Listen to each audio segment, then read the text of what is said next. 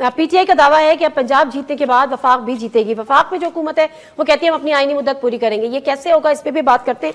पंजाब में आपके स्पीकर भी मुंतखब हो गए हैं, लेकिन वफाक में जो आने की बात कर रही हैं कि हम वफाक में अब आएंगे, कैसे आएंगे?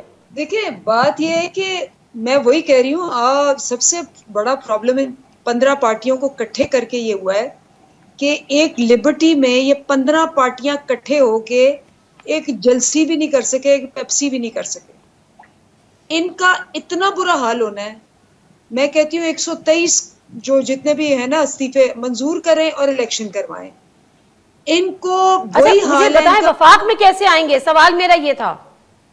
देखिए, आप मुझे बोलने नहीं देंगी ना तो फिर बात नहीं बनेगी, क्योंकि बाकी सब बोल रहे हैं, उनको आपने टाइम दिया, मैं भी उतना ही टाइम चाहती हूँ, मुझे बोलने तो दें। आप बात कीजिए। वो आपने उनको, वो दो पार्टियां इकट्ठी हुई हैं, मैंने दोनों का जवाब देना है। उन दोनों का मौकफ जो है वो एक जैसा है, तो मैंने उनको बताना है।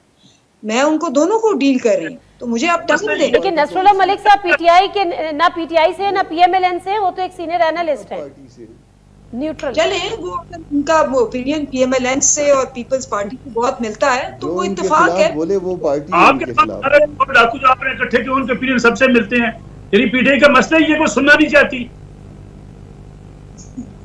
मैं तो देखे मुझे तो, मैं इसलिए मुझे डिसएडवांटेज है कि मैं देख नहीं पा रही उनको, लेकिन जो उनकी बातों से लग रहा है कि दोनों माशाल्लाह एक दूसरे के हमनवा हैं। सो आपने सुनी अमरीन साहब जो आपने क्या कहा है कि प्रोग्राम खत्म होगा, उसके बाद सोशल मीडिया पे जो कमेंट्स आ जाएंगे वो देख लीजिएगा।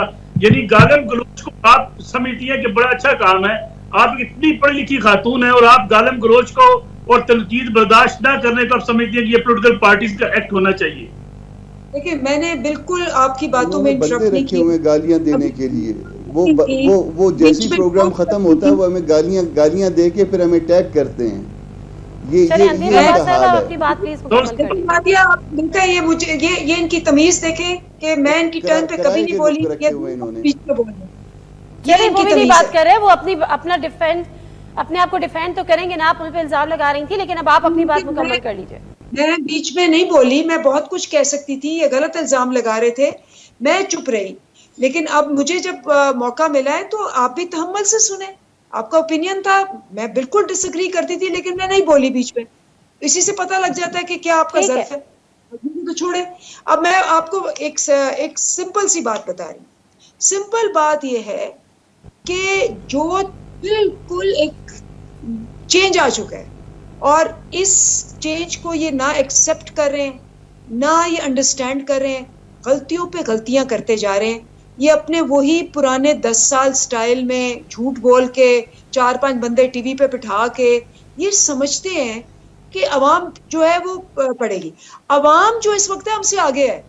इन सब को अवाम ने इतना अच्छा समझ लिया है कि आप अब देखें कि मेरे आपके कुछ कहने की गुंजाइश नहीं है। सही जमहूरियत है, इलेक्शन कमीशन हो। पैनलिस्ट का असल मसला ये संभल नहीं रही है, मईशत संभल नहीं रही है, लेकिन जिद है और अना है कि नहीं जी हमने हुकूमत चलानी है।